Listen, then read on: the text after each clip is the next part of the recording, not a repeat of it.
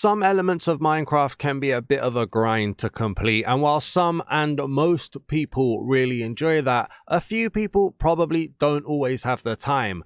So can we find a way to make the game a little bit easier?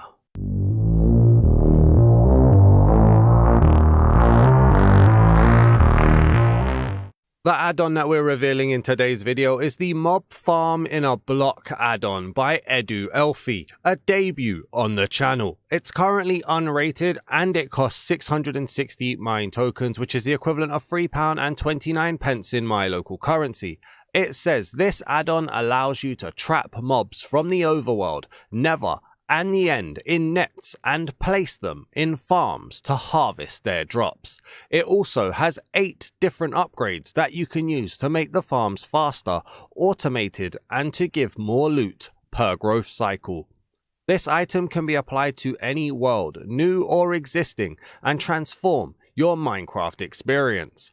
Let's get this add-on revealed. Hey Mr. Creaking, before we take a look at today's video, can I just interest you in a few things that are going on around the channel? Like for instance, did you know that we're actually uploading to 2 other YouTube channels regularly, multiple times every week? Like maybe you want to see texture packs and add-ons combined, so why don't you head over to the Daz Man Reacts YouTube channel where you'll see just that? Or maybe you want to just see what my opinion is every time a new pack gets added to the Minecraft marketplace. That's there too. Or maybe you're into some fast action shooters or even some scary horror games. Well, head over to Daz Man Plays and you'll see me playing a ton of non-Minecraft related games as well. Or why don't you head over to Daz Man Blogs where you can check out written reviews and overviews of every texture pack that I have reviewed in the past, or at least soon to be everyone. I'm working on the backlog. Or you can see the table of review scores and find out very quickly what the score I gave certain texture packs is. And we're also working on a podcast, we're working on an actions and stuff compatibility list, and we're working on editorials as well. It's all going on at Daz Man Blogs. So what do you think then, Mr. Creaking? Or does your friend over here need to be the one who takes the lead? The links are all down in the description. Please do consider checking them out. Welcome back to the channel. I am your host, the Daz Man, and today we're in a brand new creative flat world for the Mob Farm in a Block add-on created by EduElfie. If you enjoyed today's video, please do leave a like on the video, drop a comment down below, let me know what you think about this add-on, let me know if there's any clarifications or corrections, and if you're new to the channel, please do hit that subscribe button and help us on the road to 7,000 subscribers. I'm not going to take up too much of your time, so let's start this add-on reveal how we always start the add-on reveals, by looking at the guidebook. And for people who care about their storage or need to worry about their storage, this add-on comes in at less than 1 megabyte in size. So not the end of the world there, despite the fact that I didn't want to open my eyes. And so when you start a new world, you are given the Mob Farm in a Block guidebook. And we can open this book and it becomes a menu. And it says, congratulations, you just made collecting mob drops a whole lot easier by adding the Farm in a Block add-on to your world. Welcome to the Farm in a Block guide. Note, if you lose this book, don't worry, you can craft it again with a stone weight and a book. For those of you that don't want all the details, it all starts with string and cobblestone to create your first net. Good luck. I'm going to need a little bit more details, so if you do want a few more details on how this add-on works, choose a topic from the list below to learn more about it. And we have 4 options. We've got nets, farms, upgrades, and getting started. So let's start by having a look at the nets. There are 4 different nets. You get the passive mob net for trapping overworld mobs that are passive, so cows, chickens, pigs. You get the hostile mob net, overworld, for trapping overworld monsters that would normally attack you. This does include endermen and is more for like skeletons and zombies and such, maybe even a creeper. You get the hostile mob net for the Nether, for trapping Nether based monsters, and this also includes the enderman because it's a multi-dimensional mob, and is also for blazes and ghasts and other such. And then you've got the hostile mob net for the end. This is the ones for trapping Enderman, Shulkers, and the dragon herself. You then get to look at the net's recipes, and like they said, it all starts with a stone weight. So to get a stone weight, you need 5 cobblestone in a cross formation in a crafting table to get the stone weight, and then from there you can then craft the passive mob net, which uses stone weights and string. You can craft the overworld hostile mob net, which uses iron bars and string. You can craft the never hostile mob net, which uses iron bars and blaze rods. The hostile mob net end uses iron bars and ender pearls. So then after that, we've got the farms. Now, like the nets, there are different types of farms based on the type of mob you are farming. So you've got the passive mob farm for land-based mobs trapped in a passive mob net. This is important because there are also passive water mob farms for the water-based mobs that can be trapped in a passive mob net. You then get the overworld hostile mob farm for land or air-based mobs that are trapped in the hostile mob net overworld. If you try to use this on an Enderman, the Enderman will likely escape by teleporting. There's then the never hostile mob farm. There's a lot of spelling mistakes in this book, but that's fine because I'm having a lot of speaking mistakes. This one is for mobs trapped in the never hostile mob net, and also the Enderman may still escape from these farms as well. And then lastly, you have the end hostile mob farm. This is for mobs that can be trapped in the hostile mob net. The Enderman cannot escape from this farm when you harvest them. And again, we've got the recipes here. So you will need a wooden slab, hay block, repeater, and comparator for a passive mob farm. For a passive mob tank, so the water-based ones, you'll need a glass pane, water bucket, gravel block, repeater, and comparator. And then for the hostile overworld farm, you will need iron bars, tinted glass block, repeater, iron block, and comparator. And you can also make reinforced tinted glass, which uses iron bars, an amethyst shard, and a glass block. And for the hostile overworld tank, you'll need iron bars, tinted glass, water bucket, a repeater, and a comparator. And then for the hostile nether farm, you need iron bars, reinforced tinted glass, a repeater, nether bricks, and a comparator. And then for the anti-teleport cage, you'll need an ender pearl, reinforced tinted glass, iron bars, and an amethyst block, and an end crystal. Wow, okay, some of these are getting really, really expensive here. And then for the hostile end farm, you need an ender pearl, an anti-teleport cage, a repeater, and a comparator. So that is very, very expensive for some of these, which makes sense in trying to make this as little of an OP add-on as possible. So it's quite simple to get a passive mob farm, nice and easy, everything in the overworld. Same here, no, not same here. If you want a passive mob tank, you'll need to make a comparator, which I believe needs quartz, which means you'll have to head to the nether.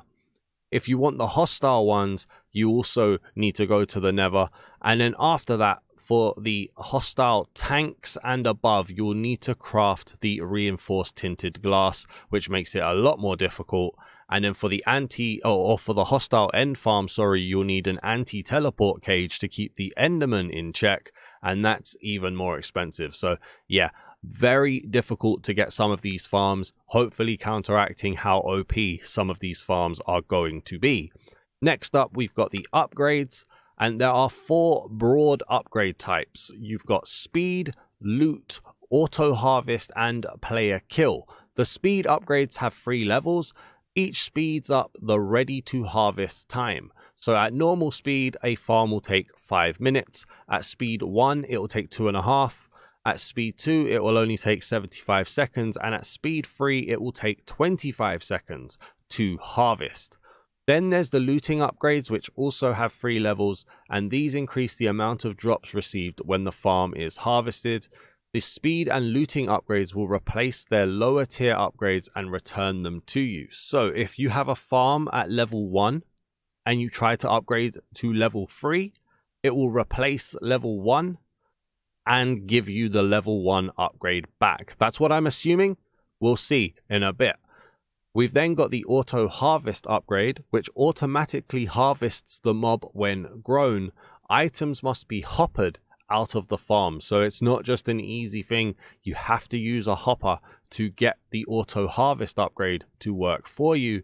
And then the player kill upgrade gives a chance that the mob will drop player kill only items when harvested, and this includes XP bottles. So there's a way to make this into an XP farm as well. All of the upgrades start with a blank upgrade. I think that's supposed to say all of the farms start with a blank upgrade, and higher level upgrades require the previous tier upgrade to craft. So you can't go from tier 1 to tier 3. You'll have to go from tier 1 to tier 2 to tier 3. No jumping ahead. Okay, and then for the recipes here, so you will need copper wire and gold wire to get these upgrades. So it's not just super simple. For a copper wire, you need to just put 1 copper ingot into a crafting table. For gold wire, you need to use 5 golden nuggets in an upside down L formation, and that will give you the 2 wires. And then for the blank upgrade, you will need iron ingot, gold wire, redstone block, and copper wire. And then, wow, okay, so then there's even more. So you can see, I'm not going to read them all off, we'll be here forever, but you can see the recipes for speed, you can see the recipes for loot, and you can see the recipes for the auto harvest and the player kill upgrades as well. So then lastly then, we've got the getting started section, and this will talk you through how to proceed the add-on. We're going to try and look at doing this in the add-on reveal later on in the experience section, but you start with step 1. You're supposed to gather yourself 4 string and 5 cobblestone.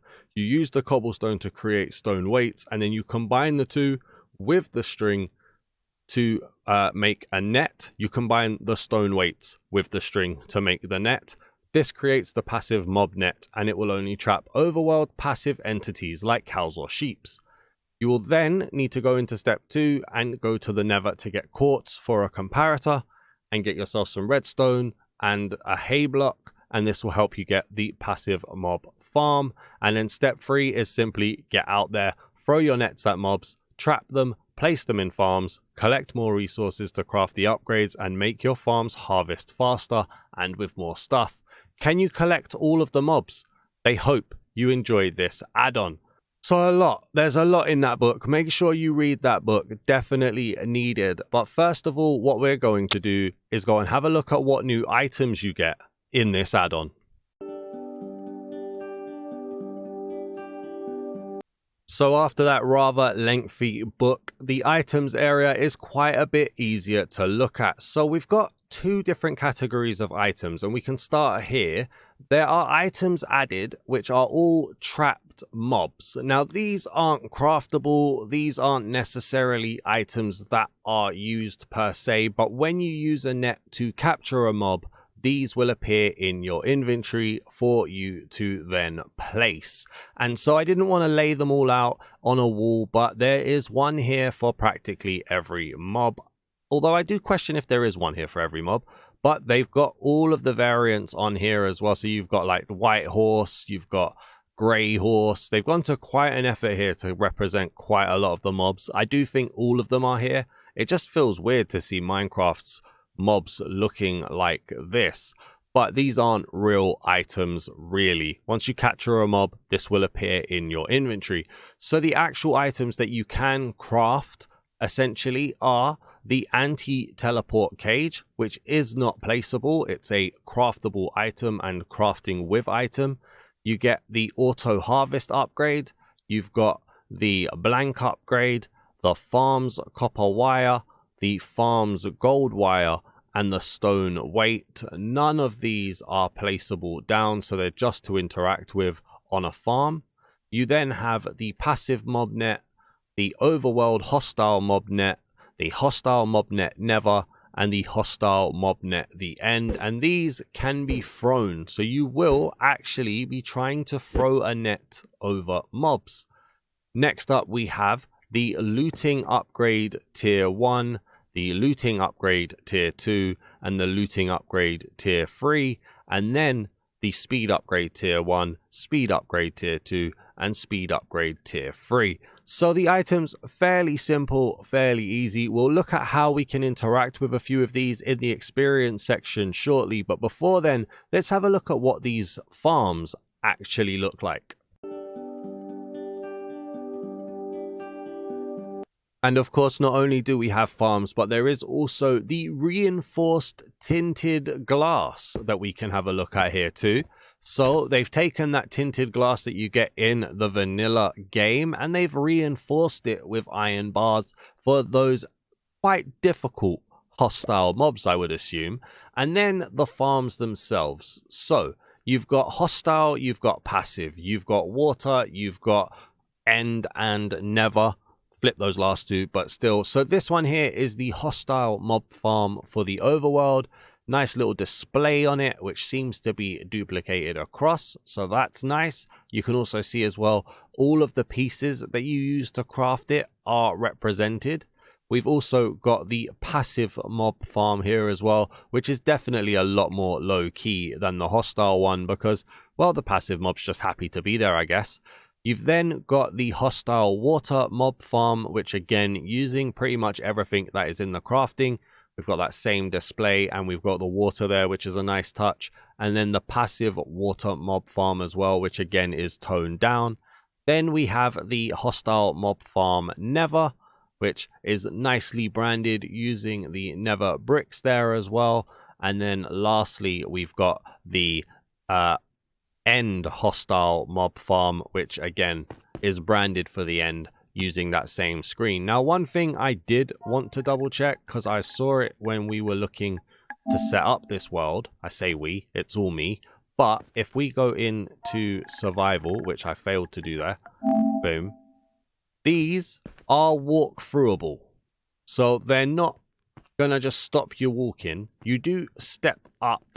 Can I do this way? There we go. You do seem to have like a slight step up when you step on them, but they're mostly just walkthroughable. They're not going to block you. Now, does that mean that they're entities? I have no idea. I'm forever confused when it comes to that.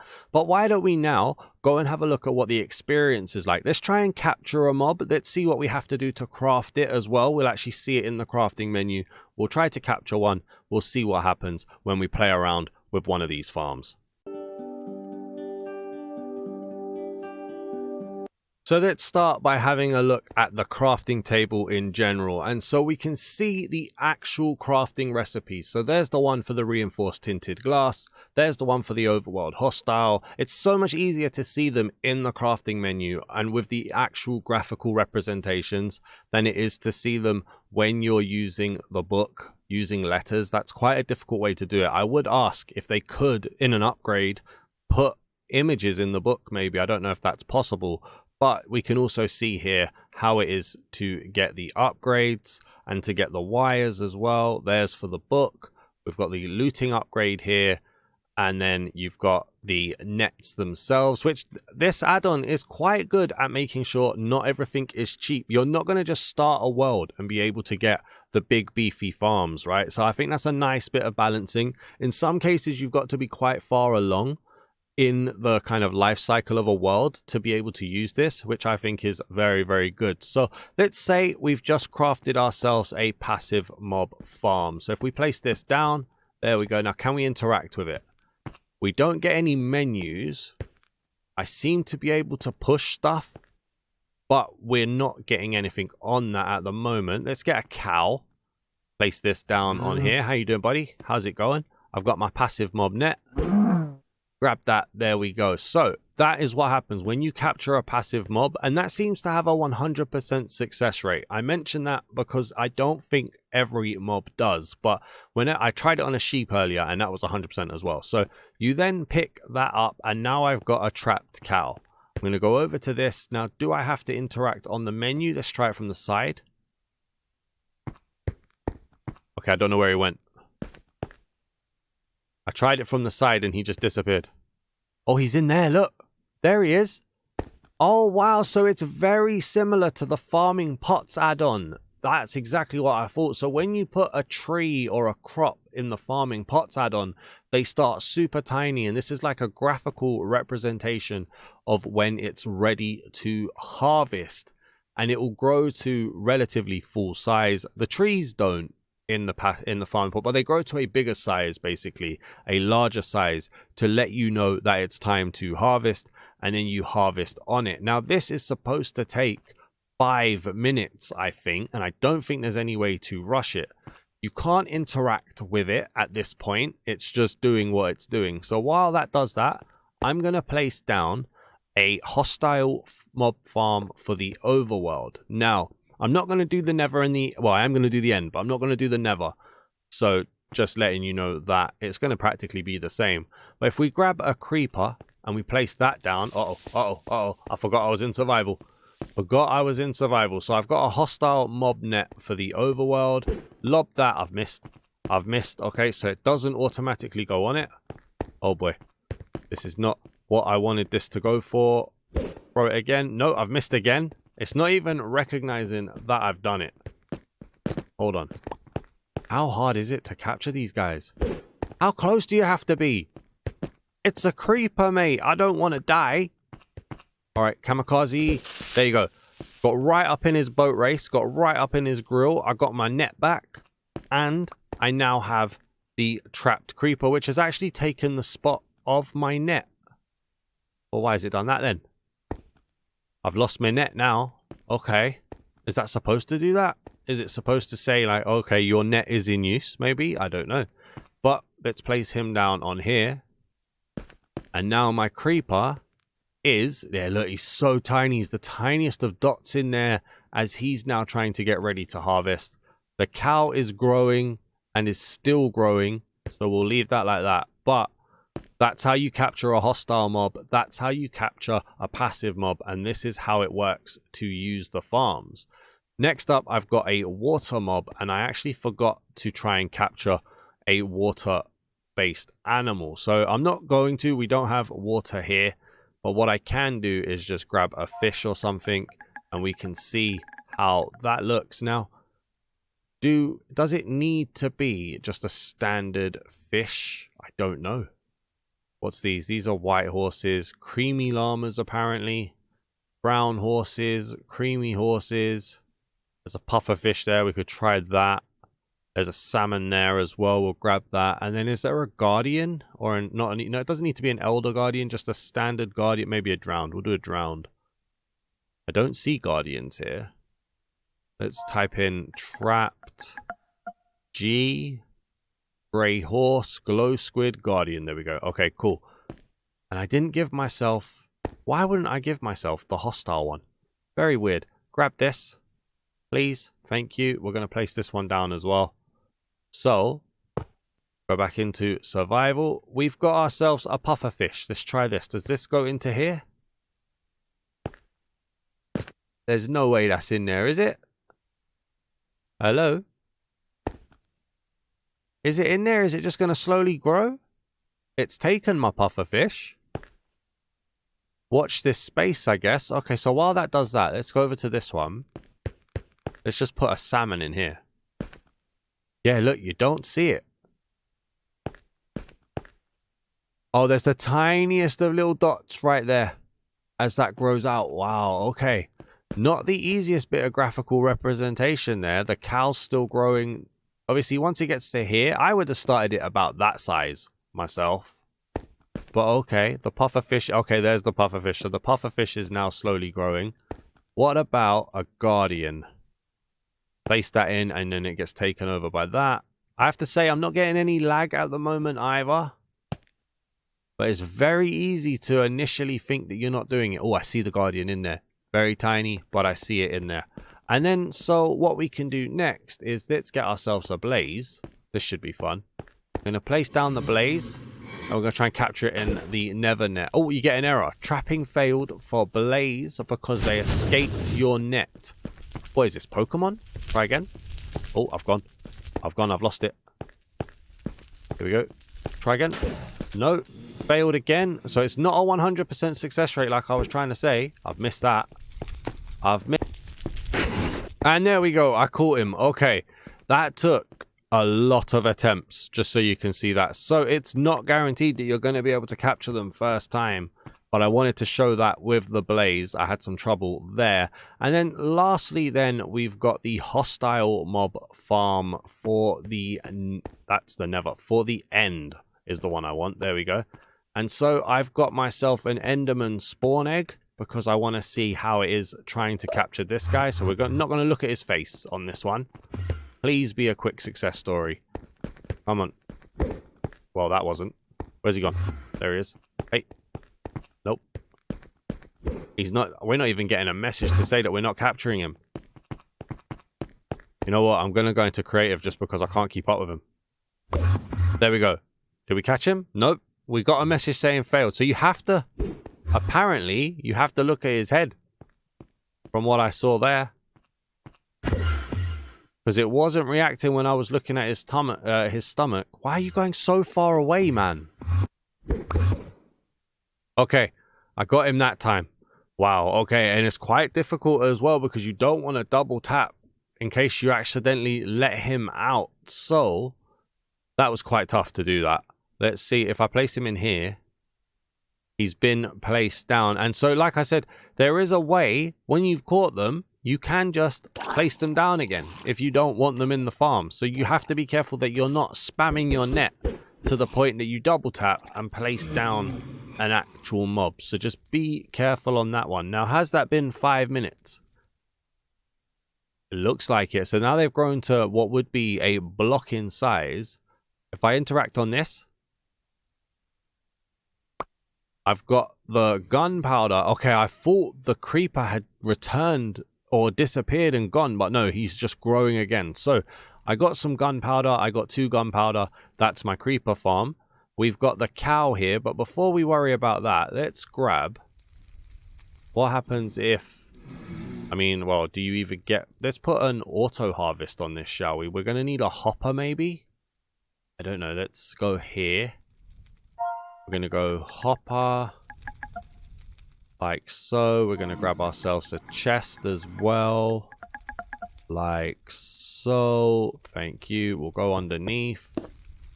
So if we place, do that and do that. I'm going to place down the chest. Now, is that an entity because the cow is in there, or was it already an entity? I do not know. Place that down. Now, with my auto harvest upgrade, I'm just going to interact on it. Ah, and then the hopper lights up to let you know. So this is actually an indicator of what you're dealing with here. And then look, yeah, okay, so looting, get looting 1, and that'll step up. Looting 2, that will step up. Looting 3, speed 1, speed 2, and speed 3. And then you've got the player kill upgrade, and that lights up as well. That's nice. I like that. You get 2 bits of raw beef there. So this one is now happening automatically with the hopper. This one we've already seen going on. So what happens then if I want to put the looting upgrades on? So if I try to go straight to tier 2, it does it.